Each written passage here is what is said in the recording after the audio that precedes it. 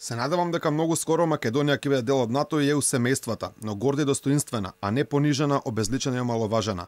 Вели во својот одговор до помошник државниот секретар на САД за Европа и Евроазија, Вест Мичел, претседателот на ВМРО ДПМН Христијан Мицкоски.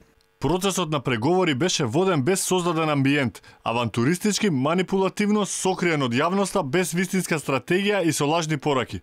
Во целиот тој период на преговори, детализирање и начинот на доаѓање до договорот, ние како неголема политичка сила бевме исклучени, бевме надвор од процесот и не бевме консултирани. Мицкоски во писмото вели дека овој договор е штетен за интересите на нацијата и татковината и како таков е неприфатлив за ВМРО ДПМН и за огромното мнозинство граѓани, што впрочем било покажано и со референдумот. И покрај бруталното и насилничко полнење на кутиите од страна на луѓе блиски до владата, сепак на крај не успеа во намерата да обезбедат ни приближно услови за референдумот да биде прогласен за успешен.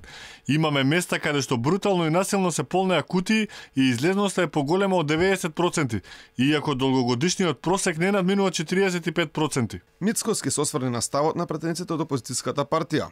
Што се однесува до делувањето на претеничката група на ВМРО ДПМН во однос на уставните измени, кој во моментот се во собраниска процедура, исто е плод на нашиот претходен став дека договорот не можеме да го прифатиме, кој беше едногласно прифатен вклучително и од претеничката група, а притоа црпејќи го легитимитетот од референдумот кој се случи.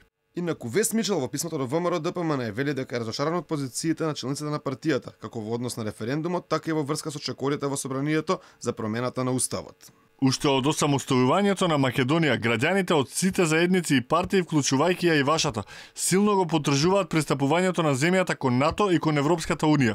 Сега собранието е наред да го превземе следниот одлучувачки чекор. Ве поттикнуваме да создадете простор во јавноста и приватно за пратениците од вашата коалиција да одлучат како ќе гласаат за уставните промени, ослободени од закани, од насилство, одмазда или друг облик на принуда.